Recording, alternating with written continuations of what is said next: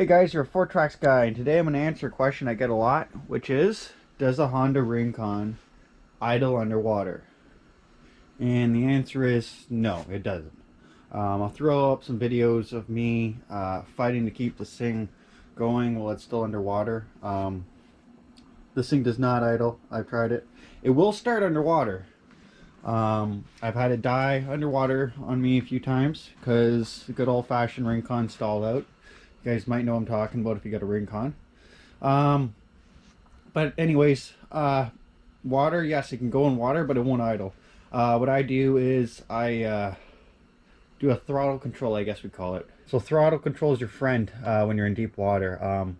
I'll put up some videos so you guys can see yourself, but I just give it just a little bit of gas so it still idles high, but it won't die, and that allows me to change my gears, right? Reverse, neutral.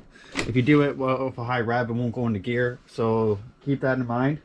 So I'll throw up a video of me going through some deep water and trying to get into reverse and forward, show you the video.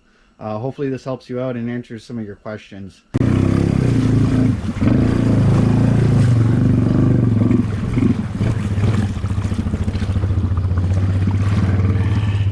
Get the waders wet.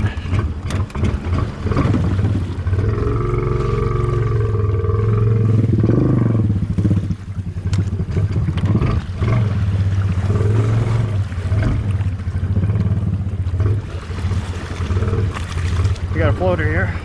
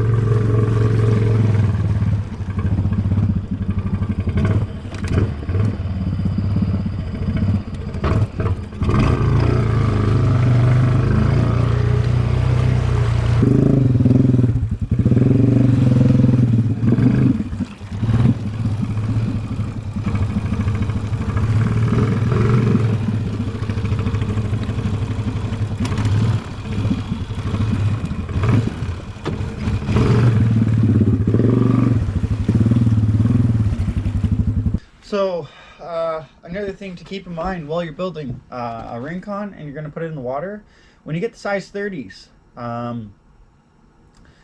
do not go 30 by 10 on these machines. First of all, the horsepower, you probably have a little low end on the horsepower, but the main reason is because it will float.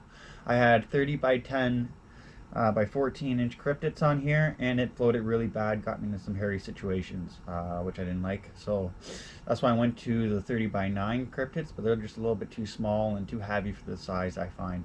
So I traded my old cryptids for these Gorilla Silverbacks. These are, I would say, borderline. They're 9 wide. I would like to have a 6-inch rim instead of a 7-inch rim. That will help keep the buoyancy down. But for now, the setup I have now, I would say is pretty good. It's not too bad. It's controllable. I don't have a problem going in deep stuff with this setup. So just something to keep in mind if you go too wide on the tires. 28s, you should be fine with 28s. Just when you get to 30s, like I said, go with a 6-inch rim, or just watch your size. Any other questions or any Thing else you guys want me to do a review on, feel free to comment below. Let me know what you guys want to know, okay?